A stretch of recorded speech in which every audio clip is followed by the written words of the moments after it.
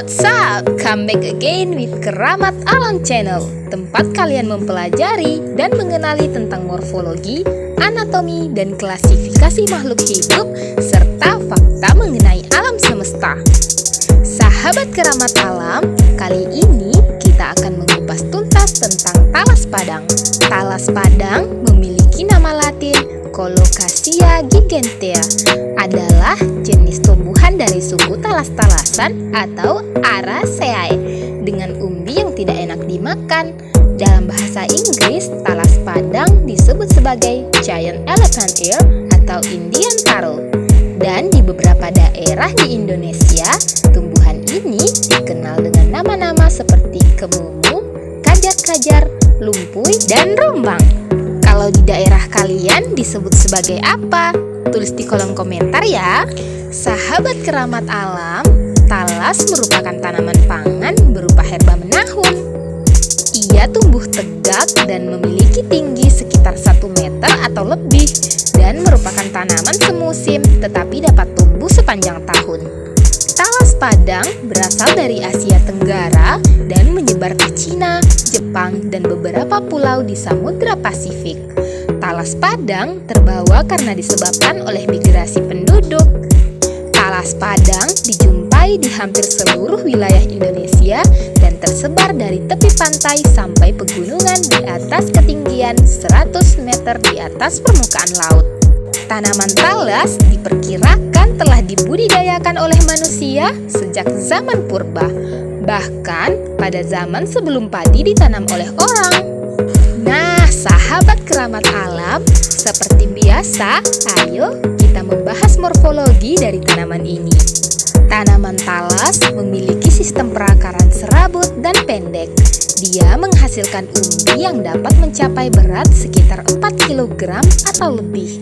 Umbinya berbentuk silinder atau bulat, memiliki ukuran 30 x 15 cm dan berwarna coklat. Batang tanaman talas tumbuh memanjang tanpa cabang dan memiliki struktur berongga. Baik daun maupun batang tanaman ini memiliki lapisan sehingga tak akan basah meskipun tersiram air. Batang tanaman talas biasa juga disebut sebagai lompong karena memiliki tekstur yang lunak jika dimasak menjadi sayur. Tumbuhan ini berupa terna dengan daun berukuran besar. Talas memiliki daun berbentuk perisai atau hati dengan ukuran 20-50 cm. Daun talas memiliki kemampuan yang tidak basah jika terkena air. Itu disebabkan karena permukaannya mengandung zat seperti lilin yang sangat tipis. Zat itu melapisi dinding sel luar daun talas dan mempunyai sifat seperti minyak, yaitu tidak bisa bercampur dengan air. Air tidak bisa membasahi daun talas dan tetesan air berbentuk bulat-bulat menggelinding di permukaan karena gaya kohesi antar molekul air lebih besar daripada gaya adhesi antara molekul air dan molekul daun talas. Selain itu, daun talas juga banyak mengandung protein dan memiliki sifat mekanik.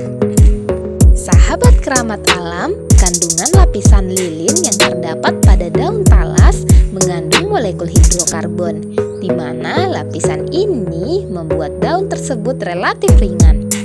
Selain mengandung protein, ternyata daun talas merupakan sumber makanan berserat tinggi.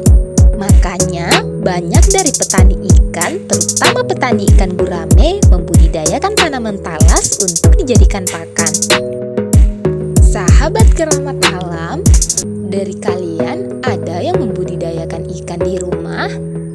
Nah, ternyata talas padang ini adalah makanan alami untuk ikan gurame agar ikan gurame dapat hidup seperti pada habitat aslinya meskipun berada di dalam kolam.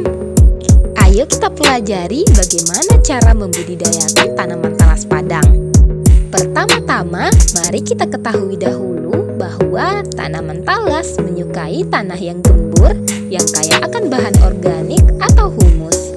Tanaman ini dapat tumbuh pada daerah dengan berbagai jenis tanah, misal tanah lempung yang subur berwarna coklat pada lapisan tanah yang bebas air tanah, tanah vulkanik, andosol, dan tanah latosol.